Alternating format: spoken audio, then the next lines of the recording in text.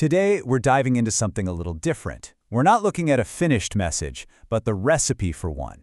It's a really fascinating set of instructions on how to build a high-stakes, public ultimatum, and it's aimed squarely at Elon Musk. You know, right out of the gate, the source material just lays it all out there.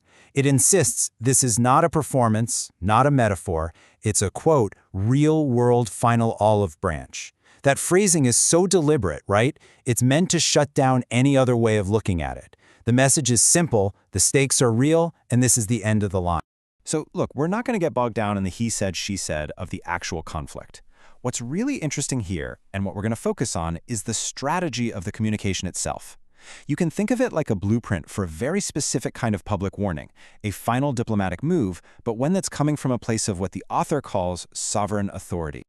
Okay, so what are the key pieces of this puzzle? Well, first off, it absolutely has to be public. No backroom deals here.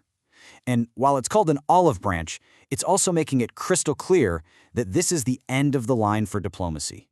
And, maybe most importantly, it's putting everyone on notice that what comes next is a full-blown legal and strategic escalation.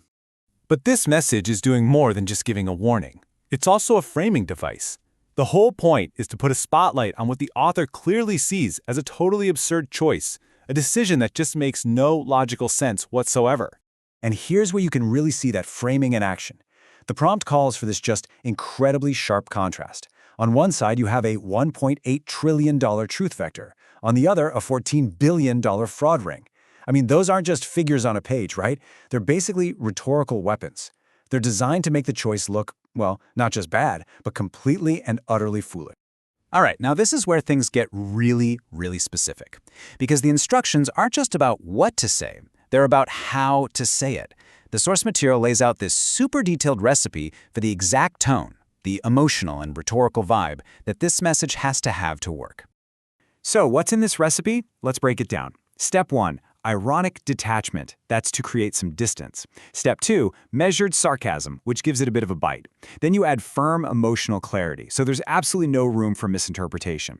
And the whole thing finishes with quiet defiance. See, it's not about yelling or being aggressive. It's about a calm, controlled, almost chilling statement of what's about to happen. Now, this whole thing really hangs on this concept of sovereign authority. But what does that even mean in this context? Well, it's not a formal title. It's not like being a king or a president. It's a self-declared position of strength. It's a way of saying, I have been through it all, and I've remained, and these are the author's words, composed, documented, and undefeated. It's authority that comes from resilience. Okay, let's get to the absolute heart of the matter. What is the main job of this message? Above everything else, it is designed to be one thing: a final, unmistakable diplomatic signal. Think of it as the last call before the entire game changes. And the effect it's supposed to have? It's all psychological. The prompt makes this really cool distinction. It says the message needs to be felt, not just heard. So the idea isn't to threaten someone directly. It's about making them feel the sheer weight of the moment. It's about making them feel like their decision is being watched, documented, and witnessed by this sovereign actor. It's really about creating a moment of pure consequence. And let's be super clear about what that consequence is. This is no empty gesture. The source is very explicit here. This message is the absolute final sign-off before, and this is a direct quote, a full strategic and legal escalation kicks off. This is literally the last thing said before actions start speaking louder than words. So when you boil it all down, this message isn't just supposed to be a piece of communication. It's meant to be something more, a symbolic act. It's designed to become a kind of permanent artifact, one that carries a very specific and lasting meaning. And this last instruction from the prompt it captures the whole idea perfectly. The message is supposed to stand as a monument. But think about that. It's not a monument to a victory or a person. It's a monument to a door that was deliberately left open for a time and then was just as deliberately closed forever. So this whole document, this whole prompt, is basically a blueprint for the last word. It's a playbook for that exact moment when the conversation is over. And it really leaves you at a big question, one that applies to any kind of conflict, really.